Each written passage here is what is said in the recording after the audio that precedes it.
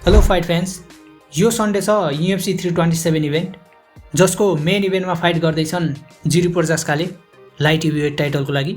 यो भिडियोमा main card फाइटमा र केही प्रिलिम्समा कसले जित्ने चान्स छ भनेर प्रेडिक्सन दिनेछु, प्लस रविन्द्र दन्तको रोड टु युएफसीमा अपोनेन्टले पुल आउट गरेको विषयमा नि चर्चा गर्नेछु। सो अन्तिमसम्म हेर्नु होला है त।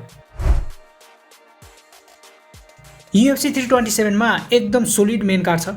यो म्याचअप एकदम इन्ट्रेस्टिङ छ किनभने पोर्जास्का एकदम वाइल्ड, अनप्रेडिक्टेबल र प्रेसर बेस्ड फाइटर हुन्, जुन बेला पनि नकआउट निकाल्न सक्छन्, जबकि उल्बर्ग एकदम टेक्निकल र क्यालकुलेटेड स्ट्राइकर हुन्, जसले डिस्टेन्स कन्ट्रोल र टाइमिङमा फाइट जित्न सक्छन्।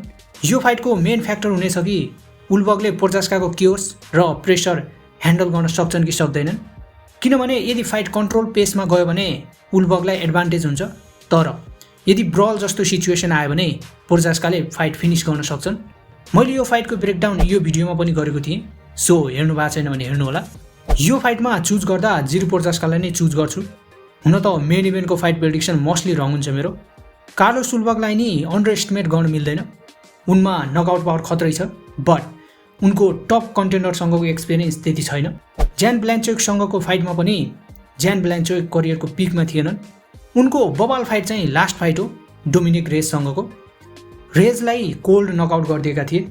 यदि डोमिनिक रेज जसरी केयरलेस भई फरवर्ड आएर जिरीले अट्याक गर्न खोजेमा नकआउट नहोलान् भन्न चाहिँ सकिँदैन, तर जिरीलाई लास्ट फाइटमा पनि खालिद राउन्डी जुनियरले रक गरेका थिए, बट पछिल्लो राउन्डमा गएर नकआउट गरिदिए। सो उनको नकआउट एबिलिटी र फिनिसिङ एबिलिटीले उनलाई स्लाइटली फेभर गर्छु। त्यो भएर फाइनल प्रेडिक्सन चाहिँ जिरी पोर्जास्का, सम्भवतः थर्ड वा फोर्थ राउन्ड नकआउट। के लाग्छ, जिरीले जित्लान् कि उल्बर्गले अपसेट गराइदिनेछन्? कमेन्ट गर्नुहोला। कोमेन इभेन्टमा फाइट छ अजमात मुर्जाकनभ र पाउलो कोस्टाको बिचमा लाइट हेभीवेट डिभिजनमा। पाउलो कोस्टाको खास वेट क्लास चाहिँ मिडल वेट डिभिजन हो, बट उनले वेट क्लास मुभ गरेका छन्। मलाई लाग्छ यो फाइट पनि ब्याङ्गर हुनेछ। मुर्जाकनभ अनडिफिटेड मोमेन्टममा छन् र उनको पावर एकदम डेन्जरस छ, जबकि कोस्टा एक एक्सपिरियन्स स्ट्राइकर हुन् जसले एग्रेसिभ प्रेसर र बडी सट युज गरेर अपोनेन्टलाई ब्रेक गर्न सक्छन्। यो फाइटमा की फ्याक्टर हुनेछ ड्युरेबिलिटी र पेस, किनभने कोस्टाले हाई प्रेसर मेन्टेन गर्न सक्छन्, तर मुर्जाकनभको नकआउट पावरले फाइट एक पञ्चमा पनि फिनिस हुन सक्छ। लास्ट फाइटमा अजमात मुर्जाकनभले अन्डरडग भएर पनि अलेक्जेन्डर र्याकिज जस्तो फाइटरलाई फर्स्ट राउन्डमा नकआउट गरिदिएका थिए। उनको नकआउट पावरले पुरै गेम नै चेन्ज हुन सक्छ। पाउलो कोस्टा पनि प्रेसर ह्यान्डल गर्न सक्ने फाइटर हुन् र लास्ट फाइट रोमन कोपिलेभसँग जितेर आछन्, बट पहिला जुन मोमेन्टम थियो त्यो मोमेन्टम र पावर पाउलो कोस्टाको छैन। सो यो म्याचअपमा म स्लाइट एज चाहिँ मुर्जाकनभलाई दिन्छु। उसको पावर र रिसेन्ट फर्मको कारणले गर्दा maybe win by the knockout. अर्को फाइट छ हेभीवेट डिभिजनमा कर्टिस ब्लेड र जो सकिटको बिचमा, जसमा एक्सपिरियन्स भर्सेस राइजिङ कन्टेन्डरको स्टोरी देख्न पाइनेछ। कर्टिस ब्लेड एक इलिट रेसलर हुन्। हुन त फाइटमा धेरै युज गर्दैनन्, फाइट पछिल्लो राउन्डमा गयो भने मात्र युज गर्छन् र ग्राउन्ड कन्ट्रोलमा फाइट डोमिनेट गर्न सक्छन्, तर उसको विकनेस चाहिँ स्ट्राइकिङमा देखिएको छ। यसो फास्ट फाइटहरू हेर्दा नकआउट धेरै निकाले पनि टेक्निकल फाइटरसँग स्ट्राइकिङ गेम उनको त्यति राम्रो छैन र नकआउट भएर गेम हार्छन्। अर्कोतिर जो सकिट अनडिफिटेड प्रोस्पेक्ट हुन्, जसले पावर र कन्फिडेन्स लिएर आइरहेछन्, प्लस ट्र्यास टक पनि अलिक बढी गरिरहन्। यदि फाइट स्ट्यान्डिङमा रह्यो भने जो सकिटले जित्ने चान्स धेरै छ, प्लस कर्टिस ब्लेड अहिले आफ्नो पिकमा नि छैनन्, सो नकआउट हुने चान्स धेरै छ। सो मेरो प्रेडिक्सन चाहिँ जो सकिट बाई द नकआउट।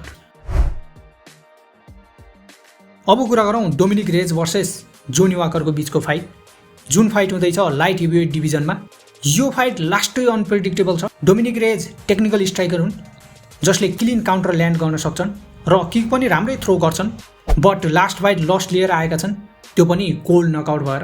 जोन जोन्सको लसपछि उनले फाइट ब्याक टु ब्याक नकआउटबाट हारे, बट फेरि कमब्याक भइरहेको थियो back to back knockout win गरेर, तर कार्लोस उल्बर्गले स्टप गरिदिए।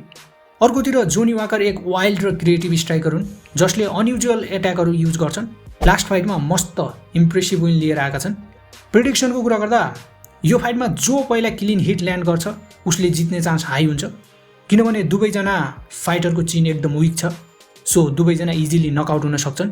मेरो प्रेडिक्सन चाहिँ डोमिनिक रेज। लास्ट फाइटमा लस लिएर आएका छन्, बट उनका लसहरू प्राय टेक्निकल फाइटरबाट आएका छन्, त्यो पनि टप कन्टेन्डरबाट। यो फाइटमा एडजस्ट गर्न सक्छन् जस्तो लाग्छ मलाई। मेन कार्डको ओपनिङ फाइटमा कब स्वान्सन र नेट लेन्डियरको बिचमा फेदरवेट डिभिजनमा फाइट छ, जुन इमोसनल पनि हुनसक्छ किनभने सायद कब स्वान्सनको यो रिटायरमेन्ट फाइट हो। कब स्वान्सन स्ट्राइकर हुन् जसले एक्सपिरियन्स र टाइमिङ युज गर्छन्, जबकि नेट लेन्डियर एग्रेसिभ र प्रेसर बेस्ड फाइटर हुन् जसले नन स्टप एक्सन दिन्छन्। यो फाइटमा नेट लेन्डियरले हाई पेस मेन्टेन गर्न सक्छन्, तर कब स्वान्सनको एक्सपिरियन्सले उनलाई एज दिन्छ। सो मेरो प्रेडिक्सन चाहिँ कब स्वान्सन। अब केही प्रिलिम्सका फाइटको प्रेडिक्सन दिनेछु। जुन फाइट थाहा छ त्यसको मात्रै, अरू सबै नचिनेको फाइटर छन्। फर्स्टमा तातियाना सौरेज भर्सेस लुपिताको फाइट, यसमा मेरो prediction Tatiana by the decision. सेकेन्डमा म्याथ्युज ग्यामरोट भर्सेस स्ट्याबिनको फाइट, जसमा मेरो प्रेडिक्सन म्याथ्युज ग्यामरोट। ग्यामरोट अघिल्लो इभेन्टमा मेन इभेन्टमा फाइट गरिरहेको थिए चार्ल्स ओलिभेराको अगेन्स्टमा, बट यो फाइटमा मेन कार्डमा पनि नभई प्रिलिम्समा छन्, सो यो फाइट जित्नै पर्नेछ उनले। थर्डमा केभिन होल्यान्ड भर्सेस ऱ्यान्डी ब्राउनको फाइट, जसमा मेरो प्रेडिक्सन ऱ्यान्डी ब्राउन। फोर्थमा Patricio Pitbull versus Aaron Pico. Aaron पिकोको यस्तो बबाल हाइप थियो नि, बट मर्फीले नकआउट गरिदिनाले हाइप खतम भयो, तर स्टिल प्रिलिम्सको मेन इभेन्टमा ठाउँ चाहिँ पाइरहेका छन्। मेरो प्रेडिक्सन चाहिँ एरोन पिको। उनले आफ्नो कमब्याक र हाइप जेनेरेट गर्न यो फाइटमा फुल पोटेन्सियल र टेक्निकल भएर फाइट गर्नेछन्। ओभरअल यो कार्ड हेर्दा नकआउट चाहिँ धेरै आउँछ जस्तो छ। मेन क्वेसन त मेन इभेन्टको नै हो, न्यू लाइट हेभीवेट च्याम्पियन को बन्ला त? पक्कै कमेन्ट गर्नु होला। अब कुरा गरौँ रविन्द्र धवनको फाइटको बारेमा, जसमा उनको अपोनेन्ट म्याट इयानले पुल आउट गरेका छन्। म्याट इयानले आफ्नो सोसियल मिडियामा एउटा भिडियो पोस्ट गरे र आफूले फाइट विथड्र गरेको बताए। उनको राइट नीमा इन्जुरी भएको छ, जुन हामी भिडियोमा क्लियरली देख्न सक्छौँ। प्रोपरली हिँड्ने हालतमा पनि उनी छैनन्। यस्तै हो, यो स्पोर्टमा इन्जुरी धेरैलाई हुन्छ र पुल आउट गर्नु सेफ अप्सन नै हो। बट क्वेसन यो हो कि रविन्द्रको यो फाइट नै क्यान्सल भइसकेको हो र? एन्सर हो छैन। प्लस यो इभेन्ट आउन अझै 1-1.5 महिना बाँकी छ, सो फाइटभन्दा पनि अपोनेन्ट चाहिँ चेन्ज हुन्छ। रविन्द्र धवनले गरेको ट्रेनिङ पुरै खेर जाने भन्ने कुरा चाहिँ होइन, गेम प्लान चाहिँ खराब भएको। अबको अपोनेन्ट छिट्टै एनाउन्स भयो भने चाहिँ त्यति धेरै इफेक्ट चाहिँ नपर्ला, बट जति ढिलो भयो त्यति इफेक्ट हुने हो। मिक्स मार्सल आर्टमा इन्जुरी भएर धेरै फाइटहरू 1-2 दिन अगाडि पनि क्यान्सल हुन्छन्। जे होस् यो फाइट धेरै अगाडि नै क्यान्सल भयो। क्यान्सल नभएको भए धेरै राम्रो हुन्थ्यो, बट इन्जुरी भन्ने चिजै यस्तै हो। तर पनि फाइटलाई त्यति इफेक्ट नगर्ला। रविन्द्र धवनलाई अन्डर एस्टिमेट गर्नै मिल्दैन नि। तर स्याड चाहिँ लाग्यो यो न्युज हेर्दा, किनकि first time Nepali fighter road to युएफसीमा जाँदैछन्, त्यसमा पनि यस्तो कन्डिसन आइदिरहेको छ बिचबिचमा। अहिलेसम्म रविन्द्र धवनको सोसल मिडियाबाट त्यस्तो अफिसियल नेक्स्ट फाइटको अपडेट केही आएको छैन, बट छिट्टै आउन सक्छ। आयो भने अपडेट गराउने नै छु। हुन त यो न्युज हिजो नै आएको हो, बट हिजो इक्जाम भएकोले गर्दा तलमाथि भयो। तपाईँहरूलाई के लाग्छ, रविन्द्रको अपोनेन्ट को हुनुपर्छ? कमेन्ट गर्न नभुल्नु होला। नेक्स्ट भिडियोमा भेटौँला है त। Thank you for watching.